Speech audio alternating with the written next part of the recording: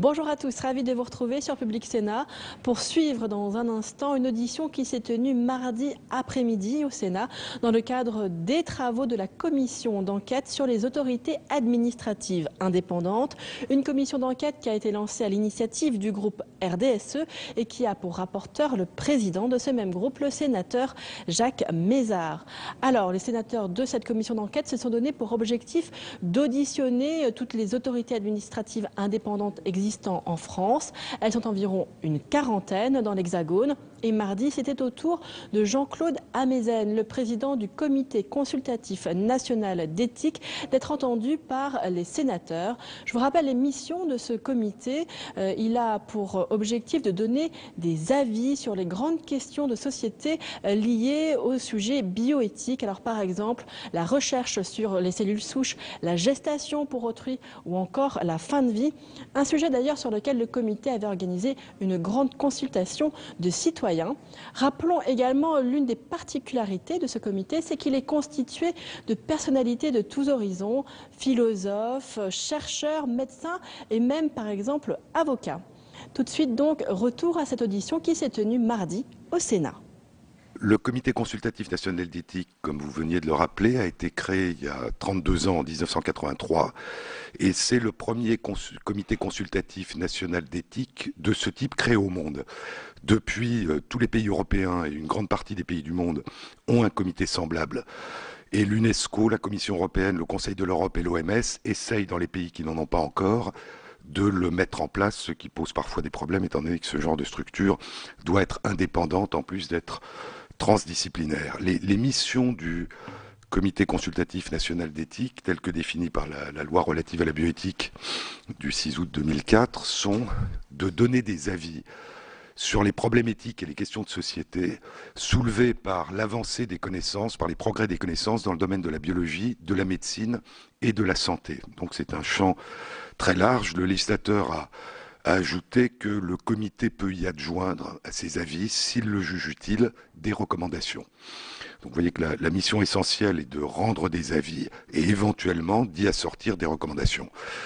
Dans la loi relative à la bioéthique du 7 juillet 2011, le législateur a rajouté une mission aux missions du Comité consultatif national d'éthique, qui est qu'en cas de projet de réforme, donc en cas de projet de loi qui porte sur le champ des missions du comité consultatif, le comité doit organiser des états généraux, organiser des conférences de citoyens et faire un rapport sur l'ensemble du débat public.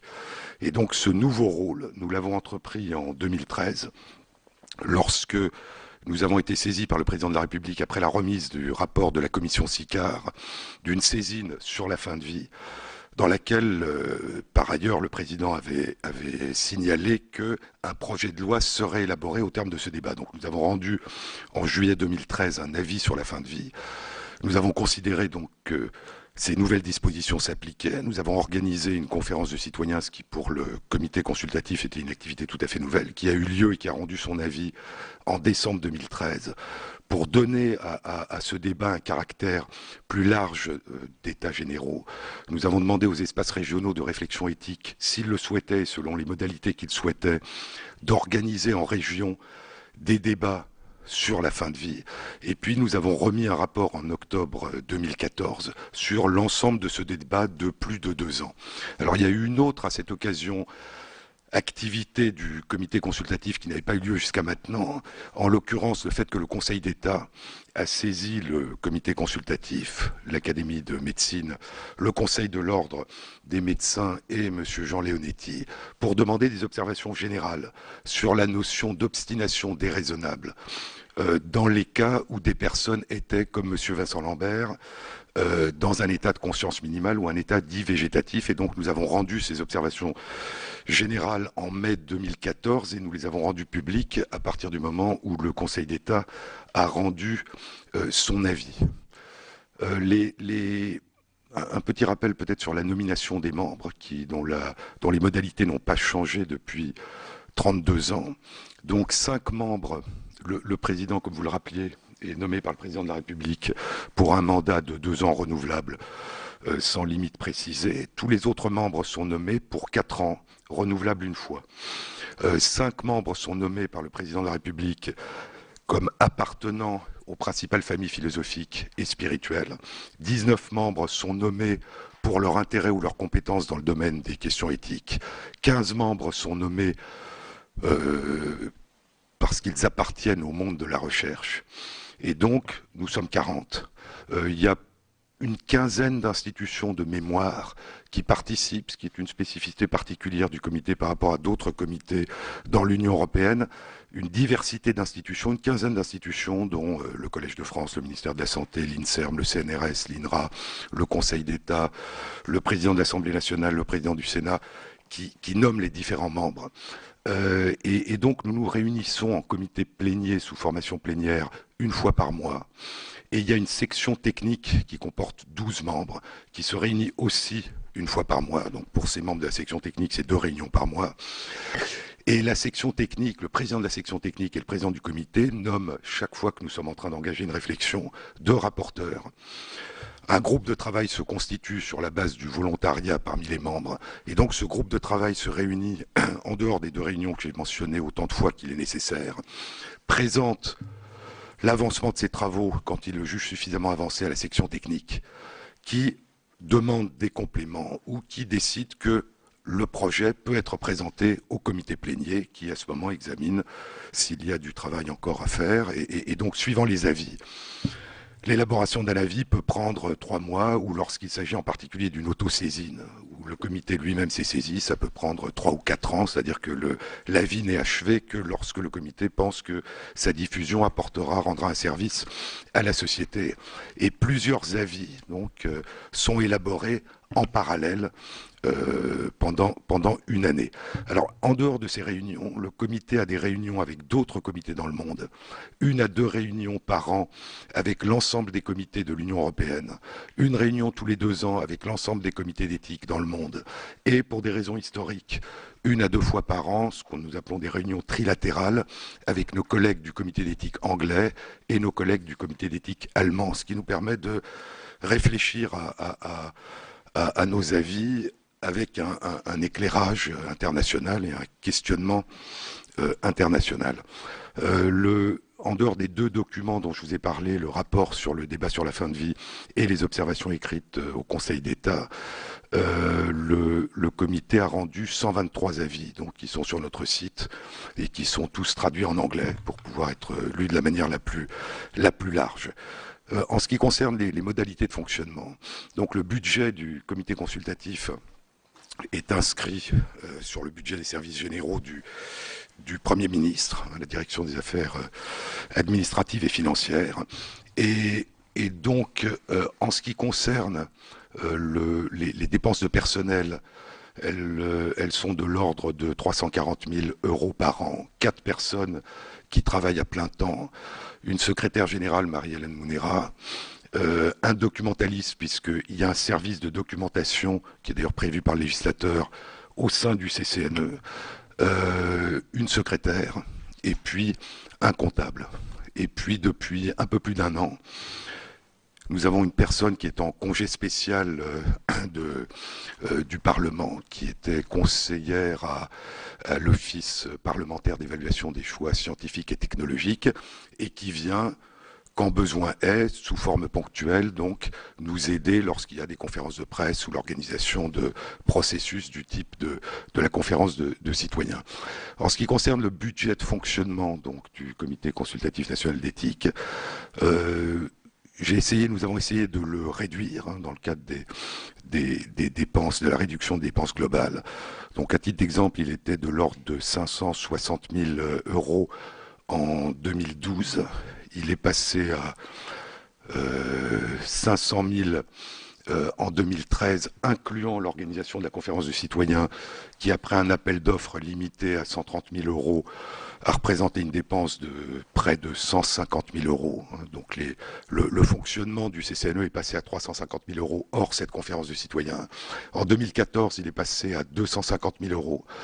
Et nous avons prévu pour cette année un fonctionnement de 230 000 € avec 50 000 € que nous avons demandé en le provisionnant pour un colloque international que nous comptons organiser dans le cadre de la COP 21 en novembre avec nos collègues des comités consultatifs dans le monde et en particulier des pays du Sud, dans le cadre d'un avis que nous élaborons et que nous allons rendre à cette occasion sur les problèmes éthiques posés, en particulier en matière de santé humaine, par l'érosion de la biodiversité, d'une manière plus générale, par les atteintes à l'environnement et le changement climatique.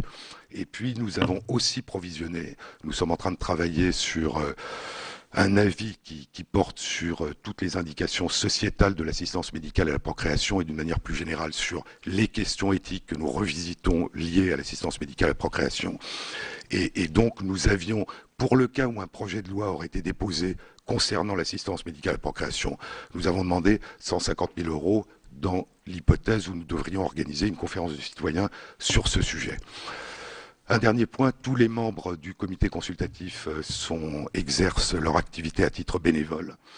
Il n'y a pas d'avantage en nature. Il y avait en décembre 2008 un arrêté qui a fixé une indemnité pour le président de 1 500 € par mois. Et donc, quand j'ai pris mes fonctions en novembre 2012, j'ai décidé de refuser cette indemnité pour avoir le même statut de bénévole que les autres membres du comité. Un dernier point peut-être sur les missions. Rendre des avis, organiser le débat public. Il me semble que la contribution essentielle que le comité peut apporter à la réflexion publique, c'est pas de se substituer à la réflexion en proposant ce qu'il convient de faire, mais dans son rôle consultatif, d'aider la société à réfléchir, et donc d'essayer de montrer quelle est la complexité des problèmes, quels sont les enjeux qui éventuellement sont implicites ou méconnus, et donc d'aider la société, les pouvoirs publics, le législateur, l'institution judiciaire, à réfléchir et à décider dans la meilleure connaissance des problèmes éthiques et des connaissances. Merci beaucoup. Merci beaucoup, Monsieur le Président. Je vais donc passer la parole à notre rapporteur, Jacques Mézard. Merci, Madame la Présidente. Je ne crois pas que le débat sur le Comité consultatif national d'éthique sera extrêmement long. D'abord, je crois qu'on peut souligner le sens de l'intérêt général de tous ses membres, puisque que ce soit le président ou les 39 autres membres, chacun assume ses fonctions de manière bénévole et vous avez un budget dont le total ne va pas mettre en danger les équilibres fondamentaux de la République. Bon. Première question, le statut d'autorité administrative d'indépendante vous apporte-t-il quelque chose? Que pensez-vous de ce statut par rapport à votre comité consultatif? Deuxième question. Vos dépenses sont variables d'une année sur l'autre. Donc, comment vous faites pour négocier ces crédits? Vous nous avez dit que que ça dépendait du Premier ministre, mais comment faites-vous? Bon,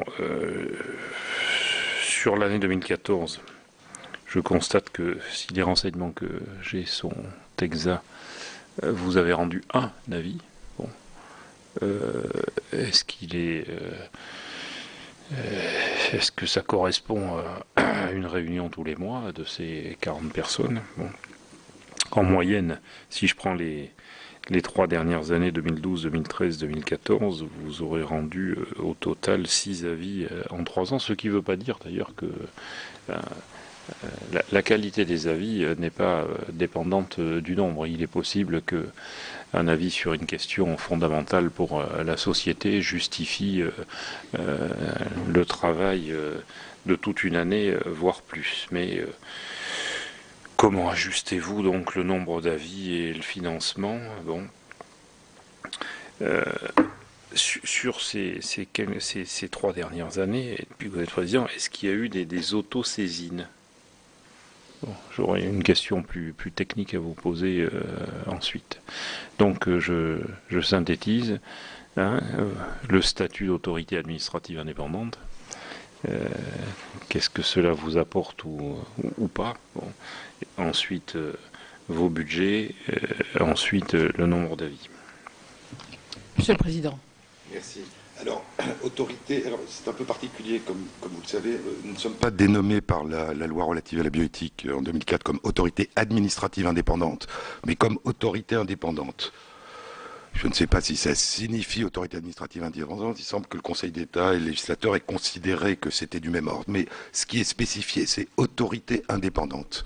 Ce qui me semble, en ce qui concerne un comité consultatif national d'éthique important, puisque, comme je vous le disais, un des critères et une des difficultés de la mise en place dans certains pays d'un comité d'éthique, c'est justement d'assurer son indépendance. Il y a deux conditions qui sont considérées au niveau international aujourd'hui comme, et depuis la création du comité consultatif l'étaient, comme des gages indispensables de légitimité pour un comité d'éthique. C'est son indépendance et le fait que le regard est croisé, transdisciplinaire et dépasse l'expertise biologique et médicale qu'on pourrait attendre d'un comité qui examine des questions qui touchent à la biologie, la médecine et la santé. Donc je pense que, indépendamment des modalités de fonctionnement que ça implique, je veux dire, le fait d'instituer, je pense que c'était l'intention du législateur, le comité consultatif comme autorité indépendante, donner un gage au moins symbolique de l'indépendance de ce comité qui, je crois, est indispensable à l'exercice de ces activités. Le deuxième point, notre budget est variable. Comme je vous le dis, nous essayons de le diminuer sensiblement, en tout cas en ce qui concerne les dépenses courantes. Et ce que nous faisons, c'est que chaque année, lorsqu'on nous demande quelles sont les perspectives que nous avons, nous avons inscrit, comme nous l'avons fait en 2015, la réduction de nos dépenses de fonctionnement, plus ce que nous pensions être des événements qui pourraient avoir lieu, conférences de citoyens, colloques, que nous avons provisionnés. Donc c'est comme ça que ça se passe. En ce qui concerne les avis, nous avons rendu 4 avis en 2013. Donc, comme je vous disais, j'ai été nommé président en novembre 2012. Nous avons rendu un avis en 2014, mais comme je vous le disais tout à l'heure, nous avons rendu un document très riche, qui est le rapport que nous avons remis à l'Office parlementaire d'évaluation des choix scientifiques et technologiques, comme la loi nous le demande et que nous avons rendu public, un rapport sur l'ensemble du débat public, qui, je dirais, représente un travail, à mon sens, identique à celui de l'élaboration d'un avis. Et nous avons rendu au Conseil d'État des observations générales qu'il nous avait demandées, qui est un document d'une 40aine de pages de mémoire, qui représente au fond l'équivalent de l'élaboration d'un avis. Donc je dirais que nous, à mon sens, nous sommes dans le rythme de publication de nos documents, qu'ils portent le titre d'avis ou pas, qui est celui que nous avons toujours eu, c'est-à-dire 4, 3, au maximum 5 avis par an, ce qui explique les 123 plus donc les 125 documents rendus depuis 32 ans par le comité consultatif. À cela s'ajoute, comme je vous le disais, la préparation, l'organisation d'une conférence de citoyens à la fin 2013, qui là aussi a représenté pour le comité un travail tout à fait significatif. Et nous nous faisions à l'époque d'ailleurs la réflexion que s'il y avait beaucoup de projets de loi déposés visant à modifier la loi relative à la bioéthique, l'organisation de conférences de citoyens et l'élaboration d'un rapport sur le débat public et l'animation d'états généraux risqueraient d'empêcher ou de peser sur les autres activités, ce qu'on a vu pour l'année 2014. Donc je crois qu'il faut intégrer ces nouvelles missions du comité consultatif dans ce qui était sa mission classique et habituelle, qui se limitait à la production d'avis et à l'organisation d'une journée publique. Monsieur le rapporteur, d'autres questions? Oui, le nombre d'autosaisines dans les dernières pardon, années. je m'excuse. Alors les autosaisines, je vais vous donner un exemple. Nous sommes en train, et je pense donc que nous aurons 2 avis de plus cette année, nous sommes en train de travailler sur une autosaisine qui est, nous avions été saisis par la Direction générale de la santé sur les problèmes éthiques posés par le séquençage complet de l'ADN à partir d'une goutte de sang d'une femme enceinte de 6 mois, le séquençage complet de l'ADN d'un fœtus, qui aujourd'hui devient possible et qui, en raison de la diminution des coûts du séquençage, sera non seulement possible, mais sans doute moins cher que de faire un test spécifique recherchant un élément particulier comme une trisomie 21 ou une maladie génétique particulière. Donc quel problème ça pose? On a rendu cet avis. Au moment où on a été saisi, on était déjà en train de travailler sur une autosaisine qui était implication éthique des nouvelles techniques de séquençage complet de l'ADN. Ce que nous allons rendre comme avis vraisemblablement à l'automne, c'est un avis sur les implications éthiques du séquençage complet de l'ADN, indépendamment, à tout âge de la vie, indépendamment de la question spécifique qui touche l'ADN du fœtus pendant la grossesse. Donc voilà un exemple d'autosaisine. Le colloque dont je vous parlais, où nous cherchons un regard international, parce que ce sont des problèmes qui sont internationaux, porte sur un avis que nous sommes en train d'élaborer, qui est un avis qui résulte d'une autosaisine, et qui est cet avis, ce projet d'avis dont je vous parlais, hein, les problèmes éthiques posés par l'érosion de la biodiversité, les changements et les modifications de l'environnement. Donc voilà deux exemples d'autosaisine sur lesquels nous sommes en train de travailler. L'avis que nous avons rendu récemment sur les problèmes éthiques posés par la contre-indication permanente des hommes qui ont eu une ou des relations sexuelles avec un ou d'autres hommes était une saisine de la ministre de la Santé. Donc vous voyez que nous articulons au fond, je vous ai parlé du projet de fin de vie qui était une saisine du président de la République. Nous avons rendu l'avis dont je viens de vous parler sur le séquençage de l'ADN du fœtus. Nous avons rendu un avis sur les implications éthiques de la mise à disposition de tests de diagnostic rapide du VIH qu'on pourrait acheter en pharmacie et pratiquer chez soi. Ça, c'était une saisine. Nous avons rendu un avis sur les implications éthiques de ce qu'on appelle la neuroamélioration, entre guillemets. Et c'était une autosaisine dans le cadre d'une autre mission que je n'ai pas mentionnée, que le législateur nous a donnée dans la loi du 7 juillet 2011 relative à la bioéthique, qui était d'avoir une mission de veille sur les questions éthiques posées par l'avancée des neurosciences. Et donc cet avis sur la neuroamélioration était une autosaisine dans le cadre de cette question. Donc vous voyez que nous travaillons au fond en parallèle avec des temps d'élaboration de la vie qui sont différents. Lorsque nous sommes saisis, même si nous ne respectons pas obligatoirement le calendrier, nous essayons de nous y tenir. Lorsque nous sommes dans le cadre d'une autosaisine, encore une fois, le moment où nous rendons la vie, c'est le moment où nous pensons que la vie peut rendre à la société. Donc il y a toujours, je dirais qu'il y a trois modalités. C'est que le législateur nous dit que le gouvernement, le président de la République, le président de l'Assemblée nationale, le président du Sénat, les établissements d'enseignement public, les établissements publics et les fondations reconnues d'utilité publique qui ont pour activité principale la recherche, le développement technologique et la protection de la santé peuvent nous saisir. Donc ça, ce sont les saisines sur lesquelles on travaille. Et puis en dehors de ça, toute institution ou toute personne ou toute association peut nous écrire pour nous demander de nous autosaisir. Et donc certaines de nos autosaisines sont des autosaisines sur demande faite. Et puis il y a des autosaisines qui sont des autosaisines qui viennent des membres même du comité. Et les deux exemples que je vous ai donnés sont des autosaisines qui sont nées à l'intérieur du comité. Et donc ces trois formes de sollicitation, je dirais, se développent en parallèle avec des proportions relatives qui varient au cours du temps. Merci de ces précisions. Sur le fond, je crois qu'on comprend très bien. Mais moi, ce que j'ai noté, c'est que la dénomination de votre instance, c'est une autorité indépendante. Ce n'est pas une autorité administrative indépendante. Ce qui peut expliquer, d'ailleurs, je le dis pour nos collègues, la semaine dernière, Marc Guillaume, le secrétaire général du gouvernement, nous a dit clairement que les mandats étaient des mandats d'une durée, monsieur le rapporteur, je parle sous votre contrôle, assez longue, et n'était pas renouvelable. Or là, on est en présence justement d'un mandat de votre présidence qui est de 2 ans, ce qui n'est pas très long, et qui est renouvelable. Voilà, mais pour l'ensemble des membres, c'est 4 ans renouvelables une fois. D'accord. Mais a priori, ça déroge au principe qui a été rappelé par le secrétaire général. Mais bon, vous êtes plus une autorité indépendante qu'une autorité administrative. Vous ne faites pas de rapport annuel. Si, nous faisons un rapport annuel, bien sûr. Que vous adressez à qui? Au président de la République, qui est public. En dehors de l'avis des avis que vous émettez. En dehors des un avis. rapport. Tout à fait, un rapport sur l'ensemble. Et là encore, dans un souci, je dirais, de réduction des dépenses, ce rapport a été édité la documentation française qui a un coût significatif. Et donc, nous avons décidé d'en faire un rapport sur notre site. Un rapport disponible sous forme web. Vous vous réunissez où, là, vos réunions? Alors nous sommes en termes de locaux. nos locaux sont situés donc au 35 rue Saint-Dominique, dans le 7e, dans les locaux des services du Premier ministre. Nous sommes d'ailleurs... C'est une mise à disposition.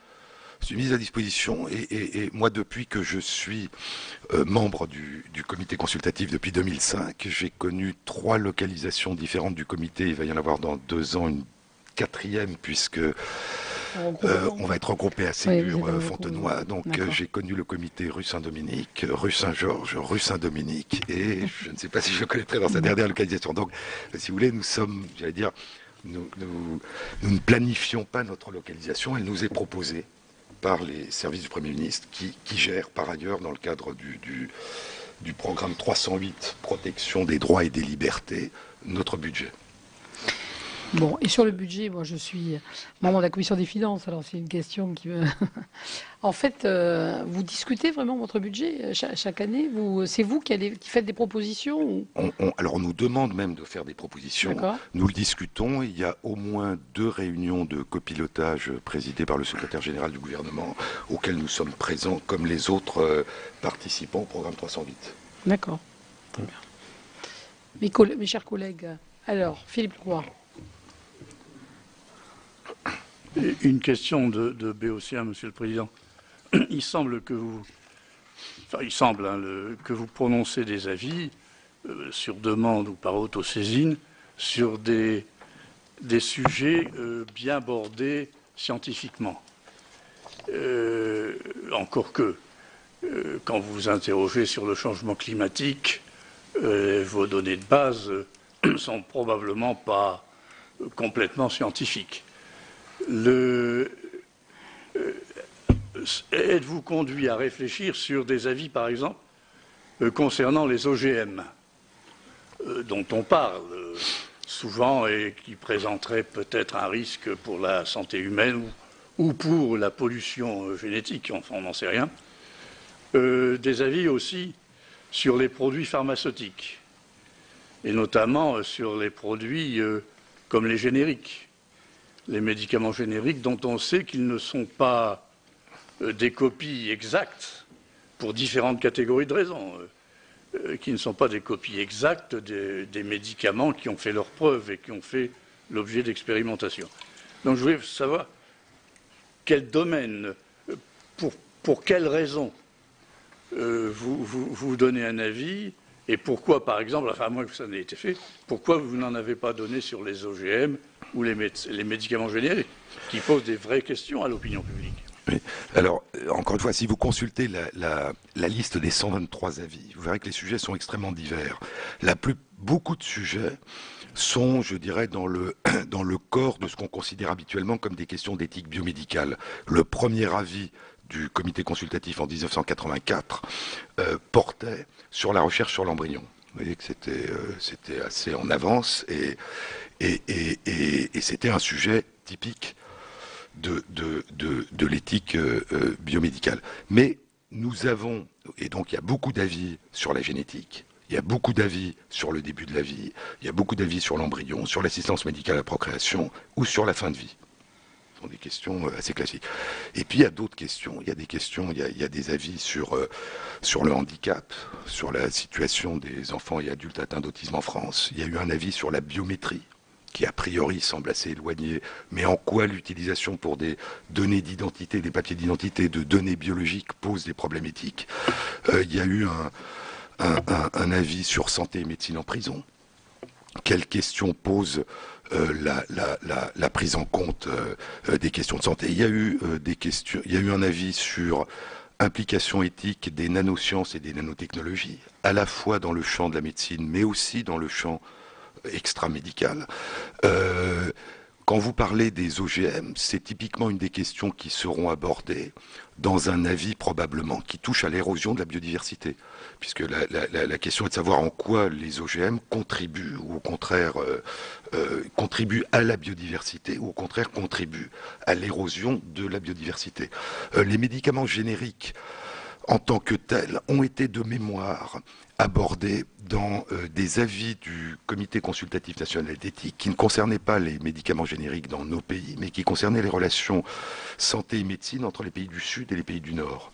Puisqu'à un certain moment, la grande question, indépendamment de l'accès je dirais, de la réduction des dépenses publiques que les génériques peuvent apporter, était le fait que dans les pays du Sud, et ça concernait essentiellement le sida, mais ça ne concerne pas que le sida, tous les pays qui ne pouvaient pas payer les droits sur le brevet de retour sur investissement ne pouvaient pas disposer de ces médicaments. Et donc là, il y a eu toute une réflexion internationale sur le fait que l'accès au générique, quand un pays n'avait pas les moyens de payer les droits au brevet, était quelque chose qui répondait à une question vitale. Donc de mémoire, la question de l'utilisation des génériques dans nos pays et dans notre pays n'a pas pour l'instant été abordée, mais vous voyez bien que le champ est extrêmement large, que nous sommes contraints dans notre réflexion en partie, et c'est très bien, par les saisines que nous recevons, et que nous ne choisissons pas, mais c'est la contribution que nous faisons à la réflexion collective, et que dans le champ de nos réflexions, je dirais, qui est hors des saisines, eh bien, le nombre de sujets que nous pouvons traiter est forcément limitatif. Et nous avons en ce moment d'ailleurs un certain nombre de sujets dont nous reparlons à titre régulier, en nous disant que ça devrait être des sujets importants, mais que nous n'avons pas le temps pour l'instant je dirais, d'élaborer, de creuser au fond. Parce que, comme vous le disiez, il y a la question des données scientifiques. Autant un comité consultatif d'éthique doit dépasser l'expertise, autant l'expertise est indispensable. Il y a les questions juridiques, il y a les questions épistémologiques, il y a les véritables problématiques. Et donc, quand nous creusons un sujet, je veux dire, ce sujet a de multiples dimensions, et il y a une série de sujets que nous n'avons pas jusqu'à maintenant traités. Il me semble qu'en ce qui concerne les génériques, mais je dis peut-être des bêtises, je parle des génériques qui sont produits dans notre pays, la variation porte sur les excipients et pas sur la molécule thérapeutique.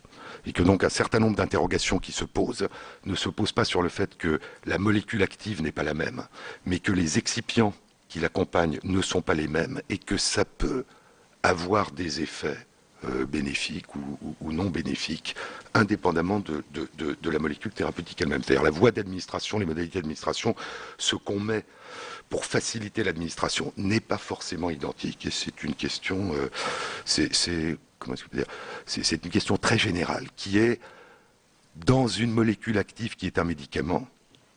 Quelle est la part qui n'est pas proprement le médicament, qui est importante ou qui n'est pas importante? Sur ce thème, mais on ne va pas s'apesantir sur le problème des génériques, mais je n'ai pas du tout la conviction que ça ne porte que sur les excipients et les interactions entre excipients et molécules princeps. Je suis presque convaincu, et ça reste à démontrer, mais presque convaincu, et à partir d'exemples concrets, que la molécule princeps n'est pas automatiquement, obligatoirement, la molécule qu'on a expérimentée, qui a fait l'objet de toutes les recherches. Mais ceci c'est un détail technique. Il semble que vous jouissez d'une grande liberté, en fait, dans vos autosaisines, et que ces libertés, c'est une question, il n'y a pas de malice, mais en définitive, le choix de vos autosaisines semble dépendre un peu de la sensibilité, des sensibilités scientifiques, éthiques, philosophiques de vos membres. Bien sûr, je veux dire, c'est laissé un peu au libre choix, oui. Par définition, les autosaisines sont les questions éthiques à tort ou à raison. Le comité, c'est pas les membres, parce que les membres proposent, mais le comité, dans sa formation plénière, considère à un moment donné comme suffisamment importante pour conduire à l'élaboration d'un avis. Donc c'est évidemment, je dirais, contingent à la fois de la période et de la composition à un moment donné du comité. Mais je crois que quand on regarde ce qui est intéressant, moi ce que je fais souvent, c'est regarder le passé, parce que j'ai oublié de vous dire que le comité est renouvelé par moitié tous les 2 ans. Et donc, ce qui je crois est intéressant, c'est-à-dire qu'il y a toujours une mémoire qui persiste. Et en même temps un renouvellement constant, parce que moitié par tous les 2 ans, c'est quand même quelque chose qui bouge. Et lorsqu'on regarde sur la durée, des comités dont les membres sont totalement différents, on s'aperçoit, non pas peut-être tant dans les conclusions quand il y en a, que dans la façon d'élaborer le questionnement, il y a une très grande continuité. Et lorsque nous avons élaboré, nous étions rapporteurs, Alain Cordier et moi à l'époque, un avis sur l'embryon, nous nous sommes aperçus que c'était avant la révision de la loi de bioéthique de 2011, nous sommes aperçus que c'était, si ma mémoire est bonne, le 7e avis sur ce sujet, après l'avis numéro 1 du comité. Et nous avons trouvé une très grande cohérence, indépendamment des variations, dans la façon de poser les questions, dans la façon de s'interroger. Et donc je crois qu'il y a à la fois de la diversité qui est due à ce renouvellement, qui est due au fait que les connaissances changent et l'époque change, mais il y a peut-être une culture qui s'est instituée, même si elle est implicite et inconsciente dans le CCNE, qui fait que nous prenons en compte la manière dont nos prédécesseurs se sont questionnés pour essayer d'y apporter quelque chose de nouveau. Mais je dirais qu'on s'interroge. Et donc, les sujets des autosaisines varient, mais je crois que la façon de les aborder, il y a une certaine familiarité. Un dernier mot sur les génériques. Ce que vous dites, encore une fois, en ce qui concerne les molécules actives, je parle des médicaments, hein, je ne parle pas de tout ce qui est produit non fondé sur une molécule active. Je pense que ce sont les mêmes parce que vous savez que beaucoup de médicaments sont élaborés par des laboratoires différents et que c'est pas parce qu'ils sont élaborés par des laboratoires différents, voire dans des pays différents, que le principe actif n'est pas le même. Donc quand vous avez un médicament qui est élaboré par synthèse, la molécule est la même. Par contre, l'excipient, la façon dont il est emballé n'est pas la même. Pour les produits qui ne sont pas des médicaments fondés sur une structure chimique bien nette, là vous avez toute une série de variations. Jean-Yves Colombard. Oui, Monsieur le Président, je voudrais revenir un peu sur cette notion d'indépendance. Bon, elle tient à votre indépendance, elle tient à la modestie de votre budget, déjà, mais je pense aussi à la composition extrêmement diverse de votre comité. Je suppose qu'il doit y avoir des oppositions. Donc ma question c'est comment gérez-vous ces oppositions? Opposition bien sûr sur les réponses à donner, mais opposition je crois encore plus fondamentale sur la façon de poser les problèmes, parce qu'à partir du moment où on pose un problème, en général on a déjà la réponse. Deuxième point qui me paraît, que j'aimerais que vous nous aidiez à éclairer, c'est vos rapports, le dosage entre l'opinion publique, parce que vous n'êtes pas indépendant de l'opinion publique, et j'ai même compris que certainement vous nous disiez, notamment dans l'organisation du débat public, votre idée c'est des accoucheurs de l'opinion publique, disons que lui permettre de voir un peu tous les aspects de ce qu'il pense. Et puis le côté des spécialistes, des techniciens, avec aussi quand même une tendance à penser de plus en plus que ce qui est possible doit être licite un jour. Donc là, je crois qu'il y a une tension, et puis l'opinion publique n'a pas forcément raison, en absolu en tout cas. Donc comment vous articulez tout ça? Et puis, plus simplement, vous devez quand même, je pense avec une certaine délicatesse, mettre l'objet de pression de groupes animés par certaines valeurs, certaines idéologies, etc. Et c'est pas parce que, en général, ils restent pas les deux pieds dans le même sabot. Et ensuite aussi, les intérêts économiques, parce que tout avis qu'on donnera sur telle possibilité, quelque part, c'est du cash à la sortie.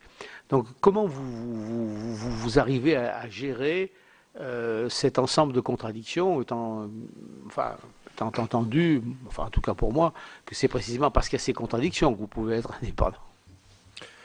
Merci beaucoup. Alors d'abord, quand je viens à votre première question, l'élaboration. Déjà, de par la composition du comité, je dirais c'est ce qui fait son originalité et sa force, le premier cheminement est d'élaborer un langage commun. Ce que disent sur un problème particulier, problème médical par exemple, les biologistes et les médecins, est au départ difficilement compréhensible par les juristes, les philosophes. Nous avons un mathématicien, nommé par l'Académie des sciences et par d'autres. Ce que disent les juristes à propos d'un problème est difficilement compréhensible a priori parfois par les médecins, par les biologistes, par les philosophes. Et donc la première étape, c'est déjà, je dirais qu'elle est presque épistémologique, c'est de quoi parlons-nous à partir de ces points de vue qui sont très différents parce qu'ils viennent de pratiques professionnelles, de cultures différentes. Et donc il y a déjà, je dirais, une ouverture de la question qui est de la poser en plusieurs langues, mais en plusieurs langues compréhensibles par tous. Le deuxième, c'est que nous ne sommes pas, et depuis le début, nous avons pensé qu'être condamné au consensus, c'est être condamné au plus petit dénominateur commun. Et donc, depuis le début, il y a l'idée, comme dans d'autres institutions, comme à la Cour suprême aux États-Unis, mais dans beaucoup d'autres institutions, le fait que si en arrivant tout à la fin de l'élaboration de la réflexion, du questionnement, voire des recommandations, certains membres considèrent qu'on aurait pu cheminer sur un questionnement différent, qu'on aurait pu faire des recommandations différentes, eh bien, ils écrivent une opinion minoritaire. Et ces opinions minoritaires peuvent être une opinion minoritaire de plusieurs membres, une opinion minoritaire d'un seul membre, voire ça s'est produit 4 opinions minoritaires de 4 membres différents qui chacun voit une autre façon, soit de poser la question, soit de préparer une réponse. J'ai fait le travail de regarder, depuis la création du comité, quelle était la proportion d'avis, de nos avis sans opinion minoritaire et avec. En moyenne, évidemment ça n'est qu'une moyenne, ça ne se passe pas régulièrement, 1/3 de nos avis, depuis 32 ans, comportent une ou des opinions minoritaires. 2/3 de nos avis ne comportent pas d'opinion minoritaire, donc ont été implicitement approuvés par tous. Ce que nous faisons d'habitude, ce que je fais en tout cas depuis que j'ai pris la présidence, c'est que nous ne votons pas. L'idée n'est pas d'une représentativité, nous ne sommes pas des élus. Notre force, c'est d'avoir des regards divers, mais nous ne sommes pas représentatifs. Et donc, lorsque nous voyons que nous sommes arrivés à un certain point et que certains pensent que ce n'est pas là qu'on aurait dû arriver ou c'est pas comme ça qu'il aurait fallu cheminer, eh bien les opinions minoritaires se déclarent spontanément et puis on considère qu'il y a donc un avis qui inclut les opinions minoritaires. Ce qui est important aussi à mon sens, c'est que les opinions minoritaires font partie de la vie parce que quand il y a des opinions minoritaires, le message à la société, aux législateurs, au pouvoir exécutif, c'est que pour le comité, indépendamment du pourcentage, il y a au moins 2 façons d'aborder le problème. Et donc c'est un enseignement de plus. Lorsque le comité pense à tort ou à raison qu'il n'y a qu'une façon privilégiée de l'aborder, c'est aussi un message, pour autant qu'il soit utile. Donc cette idée qu'on peut cheminer ensemble jusqu'au bout, sans se cabrer dès le départ, parce qu'on se dit qu'on va être condamné à partager ce qui est en train d'émerger et de s'élaborer, je crois, donne une ouverture à l'élaboration et permet à chacun d'essayer de participer à l'élaboration commune sans avoir peur de s'y sentir prisonnier, puisqu'on ne sait jamais, le plus souvent, vers où cette réflexion collective transdisciplinaire va nous conduire. Je dirais même que les avis les plus intéressants élaborés par le comité sont ceux où, lorsque nous arrivons au terme, eh bien, là où nous sommes arrivés, c'est différent de ce que chacun pensait au départ. Parfois, nous arrivons à un terme qui correspond à ce qu'une partie pensait au départ. Mais parfois, quand c'est vraiment intéressant, nous arrivons à ce qui est différent de ce que chacun pensait au départ. Et là, nous avons l'impression d'avoir vraiment fait œuvre originale, puisque nous avons fait émerger quelque chose de nouveau par rapport aux opinions que nous avions au départ. Donc ça, c'est pour le problème de la contradiction. Et je dirais que chaque fois que nous abordons une question, la contradiction, à mon sens, est saine, parce que la contradiction, au début au moins, montre que le problème n'est pas univoque, montre qu'il y a vraiment une tension, qu'il y a vraiment un problème, qu'il n'y a pas une solution évidente a priori. Et donc ça permet l'élaboration, ça aide à l'élaboration de la vie. Le possible qui doit être licite, parce que c'est possible, le fait que heureusement, tout ce qui est possible n'est pas souhaitable et que notre rôle est de nous interroger sur le souhaitable dans le souci du respect des droits fondamentaux de chaque personne et non pas de nous interroger simplement sur ce qui est possible. Je dirais que nos réunions fréquentes avec nos collègues des comités d'éthique d'autres pays nous rappellent en permanence qu'il y a plusieurs façons d'envisager le souhaitable à partir du possible. Et donc ça, je dirais que ça souligne encore plus les différentes façons d'aborder le possible. Et lorsque nous nous réunissons et que nous discutons de la fin de vie, du début de la vie, de l'assistance médicale à la procréation, de la gestation pour autrui, nous apercevons encore une fois que, suivant les façons de questionner, suivant les traditions, suivant la culture, ce possible, eh bien, n'est pas abordé de la même façon. Donc je crois que ces réunions internationales nous ouvrent non pas sur le fait que le comité d'emblée prend comme une évidence que le possible n'est pas souhaitable sous prétexte qu'il est possible, mais sur la diversité des façons d'envisager ces différentes formes. Lorsque vous parliez des groupes de pression, nous sommes indépendants, donc nous écoutons, nous réfléchissons et nous élaborons une réflexion. Nous auditionnons donc tous les groupes de pression ou toutes les personnes qui expriment une vision différente, nous les écoutons, nous les entendons. Mais, encore une fois, nous ne penchons pas d'un côté ou d'un autre de la réflexion en fonction de ce qui se dit dans la société. Donc notre idée, c'est de rendre service à la société, y compris quand la société ne nous écoute pas. Ça n'est pas d'être populaire. Et quand vous regardez les avis depuis 32 ans du CCNE, c'est très frappant. Il y a beaucoup d'avis qui non seulement ont été acceptés par la société, mais qui ont été transcrits presque immédiatement par le législateur dans la loi. Ce qui parfois pose à mon sens un problème. Parce qu'encore une fois, je pense que notre mission n'est pas de nous substituer à la réflexion, mais d'aider à son développement. Donc je pense qu'il est bon qu'il y ait un délai entre la délibération consultative et collective et les choix qui sont faits. Il y a d'autres fois où les avis du comité ont entraîné des réponses très négatives, que ça soit de la société ou que ça soit du législateur, et c'est tout à fait normal, nous sommes consultatifs. Il y a même des fois, et je pense que c'est symptomatique, où des avis du CCNE n'ont entraîné aucune réaction, au point qu'on aurait pu croire que le CCNE n'a pas fait d'avis. Ces deux cas, parce qu'en général, il y a une réaction, qu'elle soit favorable, intéressée, défavorable, ou qu'elle soit considérée comme très utile.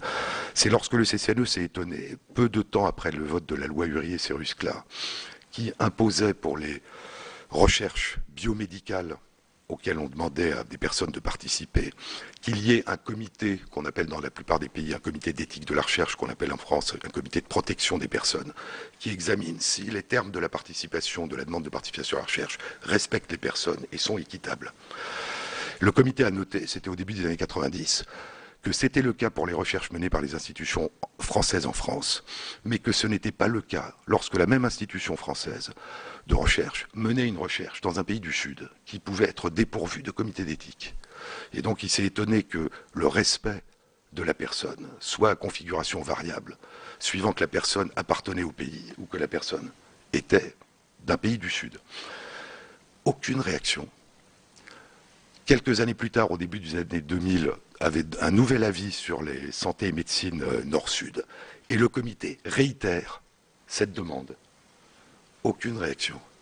Et lorsque, lors d'une audition avant la révision de la loi de bioéthique de 2011, j'ai souligné qu'il nous paraissait intéressant au comité que peut-être dans la loi relative à la bioéthique, il y ait au moins un point qui mentionne une préoccupation éthique pour des personnes qui ne sont pas en France, mais que nos activités touchent. Je dirais, il n'y a pas eu de traduction non plus. Donc, suivant les cas, et moi le cas le plus frappant, c'est celui que je vous cite, c'est l'absence de réaction. Hein. Mais suivant les cas, les réactions sont très diverses. Et lorsqu'on nous a demandé, il y a quelques années, ce qui pour un comité consultatif national d'éthique est complexe et parfois même un peu étrange, d'élaborer des indices de performance, il était évident pour nous que le fait que des avis du comité soient transcrits dans la loi ou ne soient pas transcrits dans la loi ne pouvait absolument pas être un indice de performance, puisque notre rôle est d'aider à la réflexion, et pas du tout, encore une fois, de considérer comme un succès ou comme un échec que ce que nous avons apporté comme réflexion soit traduit dans la réalité. Hein. Donc je pense que c'est ça notre relation. C'est à la fois, elle est complexe, c'est d'écouter la société, c'est d'entendre ce qui se dit, c'est d'entendre les préoccupations, les problèmes, et nous l'avons énormément fait en ce qui concerne le débat sur la fin de vie, où nous avons essayé justement d'entendre quelles étaient les plaintes, quelles étaient les questions, quelles étaient les suggestions, mais de réfléchir et d'élaborer une réflexion qui sera, à notre sens, d'autant plus utile à la société qu'elle est indépendante, a priori, des attentes de la société.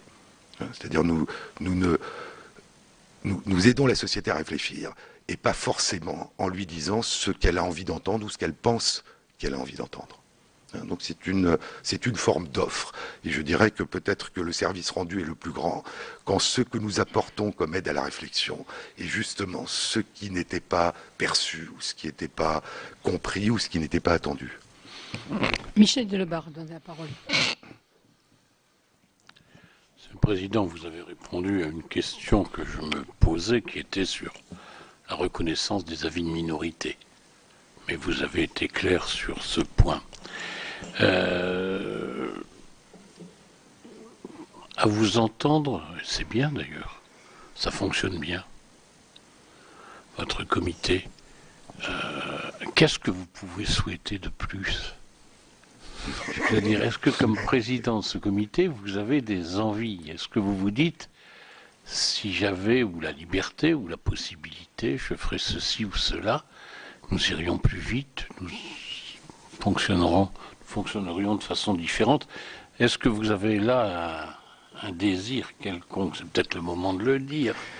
Et puis dans votre intervention au début, mais c'est pour ma connaissance personnelle. Au moment où vous évoquez la concertation sur les avis sur la fin de vie, j'ai cru comprendre que vous aviez parlé d'espaces régionaux de fin de vie. Sincèrement, je ne sais pas ce que c'est. Non, j'ai parlé d'espaces régionaux de réflexion éthique. Vous savez, comme celui qui existe à la PHP depuis 1995, qui existe depuis longtemps à Marseille, et qui ont été créés, c'était d'ailleurs une demande du Comité consultatif national d'éthique depuis de longues années, de créer au niveau régional des instances éthiques qui puissent participer à la réflexion de la région à une échelle qui complémente. Et qui travaillent en liaison avec vous. Alors qui travaillent en liaison totalement informelle avec nous, sans aucune hiérarchie, et qui ont été créés très récemment. Et donc actuellement, la plupart des régions, pas encore toutes, parce qu'il faut avoir les conditions de les élaborer, possèdent un espace de réflexion éthique. Et lorsque donc nous avons organisé cette conférence de citoyens, il y avait eu le rapport, il y avait eu la commission de SICAR, qui avait organisé des débats citoyens dans une dizaine de villes. Mais nous nous sommes dit, il faut ajouter une dimension d'états généraux. Donc demandons, je les ai rencontrés lors d'une réunion où ils étaient tous présents au ministère, et je leur ai dit, nous considérerions utile, dans le cadre de ce débat public, si vous le souhaitez encore une fois, parce qu'il n'y a aucun lien hiérarchique, et selon les modalités que vous considérez comme les plus utiles, que vous animiez dans votre région des réflexions qui participeront. Et nous avons inclus ces réflexions dans notre rapport sur le débat public en France. Donc c'était ces espaces de réflexion, dont une des missions d'ailleurs, depuis qu'ils ont été créés, est d'animer la réflexion éthique dans leur région. D'accord.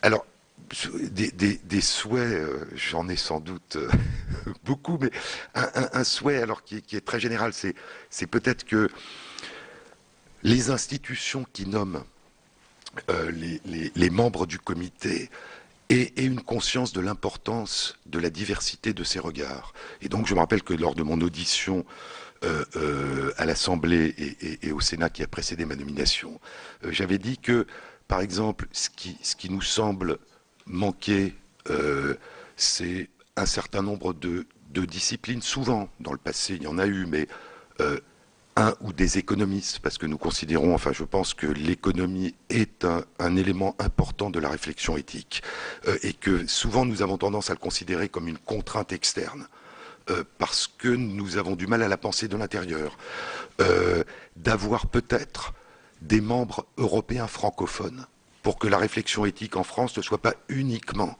une affaire française.